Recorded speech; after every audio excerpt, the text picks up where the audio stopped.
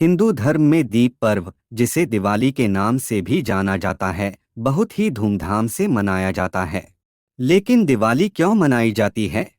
इसकी शुरुआत के पीछे कई कहानियां प्रचलित हैं। त्रेता युग की एक लोकप्रिय कहानी हमें बताती है कि जब भगवान राम 14 साल के वनवास और रावण पर विजय होकर अयोध्या वापस लौटे थे, तो अयोध्या के लोगों ने दीप जलाकर जश्न मनाया था। यहीं से दीपोत्सव की परंपरा शुरू हुई।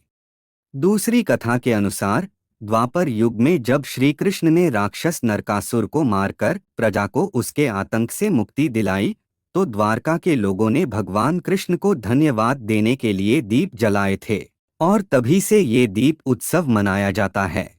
इसके अलावा यह भी माना जाता है कि समुद्र मंथन के दौरान धन्वंतरी और देवी लक्ष्मी के प्रकट होने पर दीप जलाकर खुशी व्यक्त किया गया, जिससे दीपों के इस त्योहार की शुरुआत हुई। लेकिन क्या आप जानते हैं कि दिवाली के दिन हर घर में भगवान गणेश और माता लक्ष्मी की पूजा क्यों की जाती है? अगर नहीं तो चलिए हम आपको बताते हैं क्या है इसके पीछे की वजह। नमस्कार दर्शकों, सनातन टेल्स पर आपका एक बार फिर से स्वागत है। विनम्र निवेदन है कि अगर आपने चैनल को सब्सक्राइब नहीं किया है तो कृपया सब्सक्राइब अवश्य कर लें।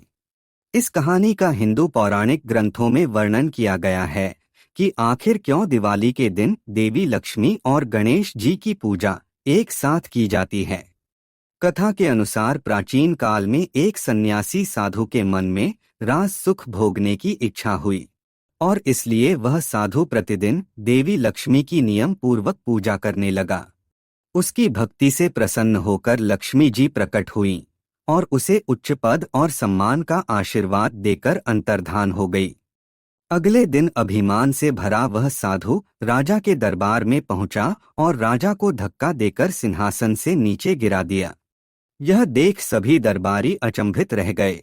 लेकिन इससे पहले कि राजा और उसके दरबारी उस साधु को कुछ कह पाते, उन्होंने राजा के मुकुट से एक काला सांप निकलते देखा।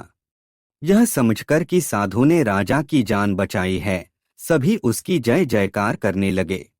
कृतज्ञ राजा ने साधु से कहा, हे ब्राह्मण, आज मैं आपके कारण जिंदा हूँ, नहीं तो उस नाग ने मेरे प्राण हर लिए होते। और फिर राजा ने उस साधु को अपना मंत्री बनाया और उसे एक महल प्रदान किया। कुछ दिनों बाद राजा अपने मंत्रियों के साथ अपने दरबार में विचार कर रहे थे कि तभी वह साधु वहां आया। भरे दरबार में वह राजा को अपने साथ खींचकर राजमहल से बाहर ले जाने लगा। ये देख सभी दरबारी आश्चर्यचकित होकर उनके पीछे भागे, और जब वे सभी महल से बाहर निकले, एक जोर के भूकंप के कारण वह महल खंडहर में तब्दील हो गया। यह देखकर एक बार फिर राजा सहित सभी दरबारी उस साधु की जय जयकार करने लगे। यह देख साधु के मन में और अहंकार की भावना विकसित हो गई, और समय के साथ उसका अहंकार बढ़ता गया। वरदान के अहंकार में एक दिन उसने महल में रखी गणेश की एक प्रतिमा को हटाने का आदेश दिया, क्योंकि उसे उस मूर्ति का स्वरूप पसंद नहीं आया था। साधु के इस कार्य से गणेश जी क्रोधित हो गए और उसकी बुद्धि भ्रष्ट कर दी, जिससे साधु गलत और उल्टा काम करने लगा। परिणाम स्वरूप राजा ने उस साधु को कारागार में डलवा दिया। कारागार में साधु ने एक बार फिर लक्ष्मी जी को याद कर पुनः उनकी आराधना करने लगा। लक्ष्मी जी ने दर्शन देकर कहा कि तुमने गणेश जी का अपमान किया है, अतः गणेश जी की आराधना करके उन्हें प्रसन्न करने की सलाह दी। साधु द्वारा पूजा करने पर गणेश जी का गुस्सा शांत हो गया, और वे राजा के सपने में प्रकट हुए और उनसे साधु को मंत्री के रूप में फिर से नियुक्त करने का निर्देश दिया। अगले दिन राजा ने गणेश जी के आदेश का पालन करते हुए साधु को मंत्री पद देकर सुशोभित किया। तब से लक्ष्मी जी और गणेश जी दोनों की एक साथ पूजा की जाने लगी, जो इस बात का प्रतीक है कि धन यानी लक्ष्मी को बनाए रखने के लिए बुद्धि यानी गणेश आवश्यक है, क्योंकि हिंदू धर्म में बुद्धि का देवता गणेश जी को माना गया है। दोस्तों, इस कहानी पर अपने विचार कमेंट में शेयर करें, और अगर आपको इससे जुड़ी कोई और कहानी पता है तो उसे भी हमारे साथ साझा करें।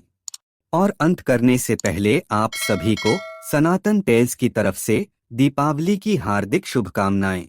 हम कामना करते हैं कि आप सभी के जीवन में जो भी अंधकार है वह छट जाए और आपकी जिंदगी दिवाली की तरह रोशन रहे।